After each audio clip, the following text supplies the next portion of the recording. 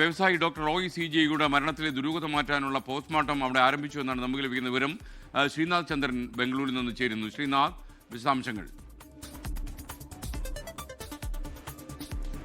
അല്പസമയം മുമ്പാണ് ബംഗളൂരുവിലെ ബൗറിംഗ് ഹോസ്പിറ്റലിൽ മോർച്ചറിയിൽ ഇപ്പോൾ അദ്ദേഹത്തിന്റെ മൃതദേഹം പുറത്തേക്കെടുത്തത്. അതിനുശേഷം പോസ്റ്റ്മോർട്ടം നടപടികൾ തുടങ്ങി എന്ന വിവരമാണ് ഇപ്പോൾ വരുന്നത്. വിദഗ്ധരായ മുതിർന്ന ഡോക്ടർമാരുടെ സാന്നിധ്യത്തിലാണ് ഈ പോസ്റ്റ്മോർട്ടം നടപടികൾ പുരോഗമിക്കുന്നത് എന്നത് നമ്മൾ മനസ്സിലാക്കുന്നു.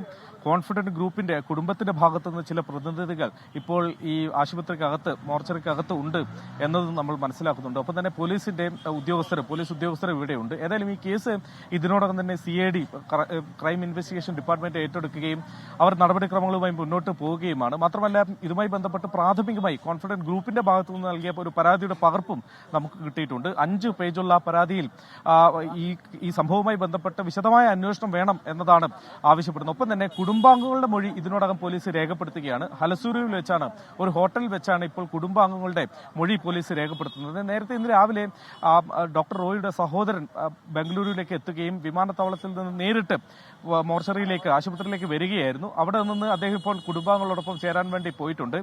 അദ്ദേഹം എത്തിയതിനു ശേഷം മാത്രമേ മൃതദേഹം പിന്നീട് ഏറ്റുവാങ്ങിയ ശേഷം ഇപ്പോൾ പൊതുദർശനം, ഇപ്പോൾ സംസ്കാരം എന്ന കാര്യങ്ങളിലൊക്കെ തന്നെ തീരുമാനം എടുക്കുകയും ചെയ്യൂ. ഏതായാലും ഇപ്പോൾ പോസ്റ്റ്മോർട്ടം നടപടി ഈ കേസിൽ വളരെ നിർണായകമാണ്. അദ്ദേഹത്തിൻ്റെത് ആത്മഹത്യ എന്നതാണ് പ്രാഥമികമായി മനസ്സിലാക്കാൻ വേണ്ടി കഴിയുന്നത്.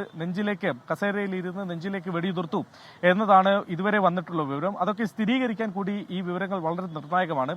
അദ്ദേഹത്തിന്റെ ഒരു ഡയറി ഇപ്പോൾ പോലീസിന്റെ കൈവശമുണ്ട്. ആ ഡയറിയിൽ എന്തൊക്കെ വിവരങ്ങളുണ്ട് എന്നത് അറിയേണ്ടിയിരിക്കുന്നു. ഇവിടുത്തെ ചില പ്രാദേശിക മാധ്യമങ്ങളിൽ ഡയറിയിൽ പല സിനിമാ താരങ്ങളുടെയൊക്കെ പേര്, വിവരങ്ങളും നമ്പറൊക്കെയാണ് ഉള്ളത് എന്ന തരത്തിൽ കാണുന്നുണ്ട്. ഏതായാലും അതുമായി ബന്ധപ്പെട്ട് സ്ഥിരീകരണം പോലീസ് ഇതുവരെ നൽകിയിട്ടില്ല.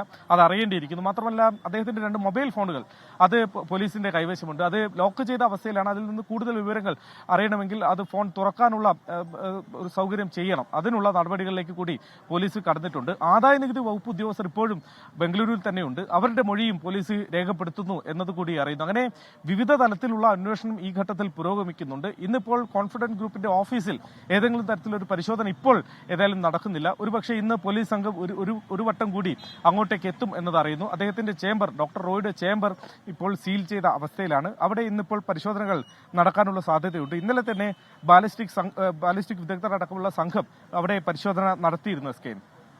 ഓക്കെ, ശ്രീനാഥ് ചന്ദ്രനാണ് വിവരങ്ങൾ റിപ്പോർട്ട് ചെയ്തത്. ഡോക്ടർ റോയ് സി ജിയുടെ ഭൗതിക ശരീരം പോസ്റ്റ്മോർട്ടത്തിനെടുത്തു എന്നാണ് നമുക്ക് ലഭിക്കുന്ന വിവരം. ഡോക്ടർ റോയ് സി ജിയുടെ മരണത്തിൽ വിശദമായ അന്വേഷണം വേണമെന്ന് കോൺഫിഡന്റ് ഗ്രൂപ്പിൻ്റെ മാനേജിംഗ് ഡയറക്ടർ TA ജോസഫ് ആവശ്യപ്പെട്ടു. അദ്ദേഹത്തിൻ്റെ പരാതി പോലീസിന് കൈമാറിക്കഴിഞ്ഞു. സംഭവത്തിൽ കുടുംബാംഗങ്ങളുടെ മൊഴി പോലീസ് രേഖപ്പെടുത്തുകയാണ്. ഡോക്ടർ റോയ് സി ജിയുടെ മരണത്തിന് കാരണം ആദായനികുതി ഉദ്യോഗസ്ഥരാണെന്ന് സഹോദരൻ ബാബു CJ ആരോപിച്ചു. മരിച്ചു എന്നാണ് ഞാൻ അറിഞ്ഞത്, വേറെ ഒന്നും ഞാൻ അറിഞ്ഞിട്ടില്ല. കൊച്ചിയിലെ ഡെപ്യൂട്ടി കമ്മീഷണറുടെ ഭാഗത്ത് നിന്ന് വലിയ ഭീഷണിയോ സമ്മർദ്ദം ഉണ്ടായിരുന്നു എന്ന് ഇന്നലെ ലീഗൽ അഡ്വൈസർ പറയുന്നുണ്ടായിരുന്നു. ഡെപ്യൂട്ടി കമ്മീഷണർ അല്ല, അഡീഷണൽ കമ്മീഷണർ കൃഷ്ണപ്രസാദിന്റെ പുള്ളിയാണ് ഇൻവെസ്റ്റിഗേഷൻ ടീം. പുള്ളിയുടെ പ്രഷർ ഉണ്ടായിരുന്നു എന്നാണ് ഞാൻ കേട്ടത്. 43 ലക്ഷം സ്ക്വയർ ഫീറ്റ് ബിൽഡിംഗ് നിർമ്മിച്ചിട്ടുള്ള ആളാണ്. ഇത്തരം ഒരു നോട്ടീസിന്റെ പേരിലൊക്കെ ഇങ്ങനെ ചെയ്യുമെന്ന് കരുതുന്നുണ്ടോ? ഇല്ല, അതെനിക്ക് തോന്നുന്നില്ല. 43,000 അടിക്ക് വേണ്ടിയിട്ട് ആരും ചെയ്യുന്നു എനിക്ക് തോന്നുന്നില്ല.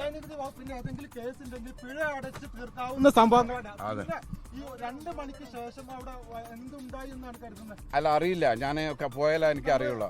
അവിടെ ഓഫീസിലുണ്ടായിരുന്നു. അല്ല, ഈ ഉദ്യോഗസ്ഥനായിരുന്നു ഇൻവെസ്റ്റിഗേഷൻ. ഇല്ല, ഒരു തീരുമാനമായിട്ടില്ല. വീട്ടിൽ ഞാൻ ഫാമിലി ഒന്ന് കണ്ടോട്ടെ. റെയ്ഡുമായി ബന്ധപ്പെട്ട് സമ്മർദ്ദം ഉണ്ടായിരുന്നില്ലെന്നും ഒപ്പിടാൻ എത്താൻ ആവശ്യപ്പെടുക മാത്രമേ തങ്ങൾ ചെയ്തുള്ളൂ എന്നുമാണ് ആദായനികുതി വകുപ്പ് വിശദീകരിക്കുന്നത്. അന്വേഷണം കർണാടക CID ഏറ്റെടുത്തു. ഡോക്ടർ റോയ് സി ജിയുടെ പോസ്റ്റ്മോർട്ടം നടപടികളും ആരംഭിച്ചു. മാത്രമല്ല, കർണാടക സർക്കാർ, പ്രത്യേകിച്ചും മുഖ്യമന്ത്രി സിദ്ധരാമയ്യ ഉൾപ്പെടെയുള്ള ആളുകൾ കർണാടകത്തിലെ ഏറ്റവും പ്രശസ്തരായ വ്യവസായികളിൽ ഒരാളായ ഡോക്ടർ റോയ് സി ജിയുടെ മരണത്തിൻ്റെ ദുരൂഹത മാറ്റാൻ നിർദ്ദേശങ്ങൾ നൽകിക്കഴിഞ്ഞുവെന്നാണ് വിശ്വാസയോഗ്യമായ കേന്ദ്രങ്ങളിൽ നിന്ന് നമുക്ക് അറിയാൻ കഴിയുന്നത്. മാത്രമല്ല, കർണാടക CID ഇതിൻ്റെ അന്വേഷണം ആരംഭിച്ചു കഴിഞ്ഞു. അവിടെ പോസ്റ്റ്മോർട്ടം നടപടികളും തുടങ്ങിക്കഴിഞ്ഞു. ഡോക്ടർ റോയ് സി ജിയുടെ ഭൗതിക ശരീരം നാളെ സംസ്കരിക്കും. ശ്രീനാഥ് ചന്ദ്രൻ വീണ്ടും ചേരുകയാണ് സംസ്കാരത്തെക്കുറിച്ച് നമ്മോട് പറയാൻ. ശരിക്കും കുടുംബാംഗങ്ങളിൽ ചില ആൾക്കാർ എത്താനുണ്ട് എന്ന് പറയുന്നു. ഇന്ന് കോരമംഗലിലുള്ള സഹോദരൻ്റെ വീട്ടിൽ പൊതുദർശനമുണ്ട് എന്ന വാർത്തകൾ കൂടി വരുന്നുണ്ടല്ലോ. എന്തൊക്കെയാണ് വിശദാംശങ്ങൾ ശ്രീനാഥ്? SK ഏതായാലും കോരമംഗലയിലെ ഈ വീട്ടിൽ അതിനുള്ള ഒരുക്കങ്ങളൊക്കെ തുടങ്ങിയിട്ടുണ്ട്. അവിടെ നിന്നുള്ള ദൃശ്യങ്ങളും നമുക്ക് ലഭിച്ചിട്ടുണ്ട്. കുടുംബാംഗങ്ങൾ ഏതാണ്ട് എല്ലാവരും എത്തിക്കൊണ്ടിരിക്കുന്നു. ഇപ്പോൾ അദ്ദേഹത്തിന്റെ ഭാര്യയും മകനും ഒക്കെ ദുബായിലായിരുന്നു. അവർ ദുബായിൽ സെറ്റിൽ ആണ് എന്ന് നമുക്കറിയാം. അവിടെ നിന്നിപ്പോൾ പുലർച്ചെ 5 മണിയോടെയാണ് ബംഗളൂരുവിലേക്ക് എത്തിയത്. അദ്ദേഹത്തിന്റെ സഹോദരൻ അല്പസമയം മുമ്പ് പ്രതികരിച്ച സഹോദരൻ വിയറ്റ്നാമിലായിരുന്നു. അവിടെ നിന്ന് ഇന്നിപ്പോൾ രാവിലെയാണ് വിമാനത്താവളത്തിലേക്ക് ബംഗളൂരുവിലേക്ക് എത്തിയത്. അവിടെ നിന്ന് നേരിട്ട് ആശുപത്രിയിലേക്കാണ് അദ്ദേഹം വന്നത്. തന്റെ സഹോദരനെ അവസാനമായി ഒരു നോക്ക് കാണാൻ വേണ്ടി അദ്ദേഹം ആദ്യം തന്നെ ഇങ്ങോട്ട് വന്നു. അതിനുശേഷമാണ് ആദായനികുതി വകുപ്പ് ഉദ്യോഗസ്ഥർക്കെതിരെ രൂക്ഷമായ ആരോപണങ്ങൾ, ഗുരുതരമായ ആരോപണങ്ങൾ തന്നെ ഉന്നയിക്കുന്നത്. അദ്ദേഹം മൊത്തം ഡിപ്പാർട്ട്മെന്റ് അല്ല, അതിനപ്പുറത്തേക്ക് ചില ഉദ്യോഗസ്ഥരുടെ പേര് തന്നെ അദ്ദേഹം പറഞ്ഞ് ആരോപണം ഉന്നയിക്കുന്നുണ്ട്. ഇന്നലെ ഡോക്ടർ റോയ് അന്തരിക്കുന്നത് ഏതാണ്ട് 3:15 രാവിലെ 11 മണിയോടെ സഹോദരനെ അദ്ദേഹം വിളിച്ച് സംസാരിച്ചിട്ടുണ്ട്. ഈ കാര്യങ്ങളെക്കുറിച്ച്, ഈ സമ്മർദ്ദത്തെക്കുറിച്ച് അദ്ദേഹം സഹോദരനുമായി ആശയവിനിമയം നടത്തിയിട്ടുണ്ട് എന്ന് സഹോദരൻ തന്നെ ഇന്നലെ തന്നെ പറഞ്ഞതാണ്. അതുകൊണ്ട് ആദായനികുതി വകുപ്പിന്റെ ഭാഗത്തു നിന്നുള്ള ചില ഉദ്യോഗസ്ഥരുടെ ഭാഗത്തു നിന്നുണ്ടായ സമ്മർദ്ദം എന്ന രീതിയിൽ തന്നെയാണ് കുടുംബം ഇതേക്കുറിച്ച് പ്രതികരിക്കുന്നത്. അതേസമയം ആദായനികുതി വകുപ്പ് ഇന്നിപ്പോൾ ഒരു വാർത്താക്കുറിപ്പ് ഇതുമായി ബന്ധപ്പെട്ട് ഇറക്കും എന്നുള്ള വിവരമാണ് നമുക്ക് ലഭിക്കുന്നത്. കേരളത്തിൽ നിന്ന് അത്തരമൊരു വാർത്താക്കുറിപ്പ് നമ്മൾ പ്രതീക്ഷിക്കുന്നു. ആദായനികുതി വകുപ്പ് ഇതുവരെ പറയുന്നത് ഏതെങ്കിലും തരത്തിലൊരു സമ്മർദ്ദം ഉണ്ടായിട്ടില്ല, സൗഹാർദ്ദപരമായ കാര്യങ്ങൾ ചോദിച്ചറിയുക മാത്രമാണ് ചെയ്തത്. അങ്ങനെ ഏതെങ്കിലും തരത്തിലൊരു സമ്മർദ്ദം ഞങ്ങളുടെ ഭാഗത്തുനിന്ന് ഉണ്ടായിട്ടില്ല. അതിനിടെയാണ് അദ്ദേഹം ക്യാബിനിലേക്ക് പോകുന്നു, അദ്ദേഹത്തിന്റെ ചേംബറിലേക്ക് പോകുന്നു, വാതിൽ കുറ്റിയിടുന്നു, പുറത്തുനിന്ന് ആരും തന്നെ ശല്യം ചെയ്യരുതെന്ന് പറയുന്നു. 15 മിനിറ്റിനുള്ളിൽ തന്നെ അദ്ദേഹത്തിന്റെ മരണവും സംഭവിക്കുന്നു. പിന്നീട് വാതിൽ തള്ളി തുറന്നാണ് അദ്ദേഹത്തെ പുറത്തേക്ക് ആശുപത്രിയിലേക്ക് കൊണ്ടുപോകുന്നത്. അതുകൊണ്ട് ഏതെങ്കിലും തരത്തിലൊരു സമ്മർദ്ദം ഉണ്ടായിട്ടില്ല എന്ന വാദത്തിൽ ആദായനികുതി വകുപ്പ് ഇപ്പോഴും ഉറച്ചു നിൽക്കുന്നുണ്ട്. ഏതായാലും അതുമായി ബന്ധപ്പെട്ടൊരു വാർത്താക്കുറിപ്പ് ഒരുപക്ഷെ ഇന്നിപ്പോൾ വകുപ്പിന്റെ ഭാഗത്തു നിന്നുണ്ടാകും എന്ന് നമ്മൾ പ്രതീക്ഷിക്കുന്നു. അങ്ങനെ കുടുംബം ആദായനികുതി വകുപ്പിനെതിരെ, ചില ഉദ്യോഗസ്ഥർക്കെതിരെ പേരെടുത്ത് പറഞ്ഞുകൊണ്ട് ആരോപണം ഉന്നയിക്കുന്നു. അങ്ങനെ ഒരു സമ്മർദ്ദമല്ലാതെ മറ്റൊന്നും ഡോക്ടർ റോയിക്ക് സ്വന്തം ജീവൻ എടുക്കാൻ കണക്കെ ഉണ്ടായിരുന്നില്ല എന്നതാണ് കുടുംബം പറയുന്നത്. വ്യവസായ രംഗത്ത് അത്യുന്നതകളിൽ നിൽക്കുന്ന ആളാണ്.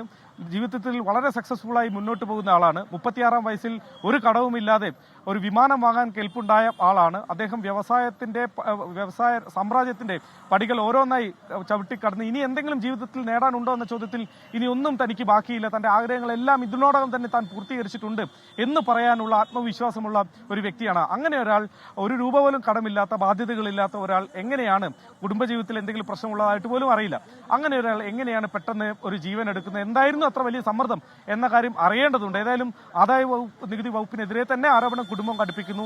എന്നാൽ അങ്ങനെ ഒരു സമ്മർദ്ദം ഉണ്ടായിട്ടില്ല എന്നുള്ള ഒരു വാദത്തിൽ, ഒരു പ്രതിരോധത്തിൽ ആദായനികുതി വകുപ്പും ഇപ്പോൾ നിൽക്കുന്നുണ്ട്. SKN ലോകത്തെവിടെയായാലും ഏത് സമയത്തും 24 വാർത്തകളും ഓഗ്മെന്റഡ് റിയാലിറ്റി പാക്കേജുകളും എക്സ്പ്ലെയിനറുകളും വിശദമായി കാണാൻ ഞങ്ങളുടെ യൂട്യൂബ് ചാനൽ നിങ്ങൾക്ക് സബ്സ്ക്രൈബ് ചെയ്യാം.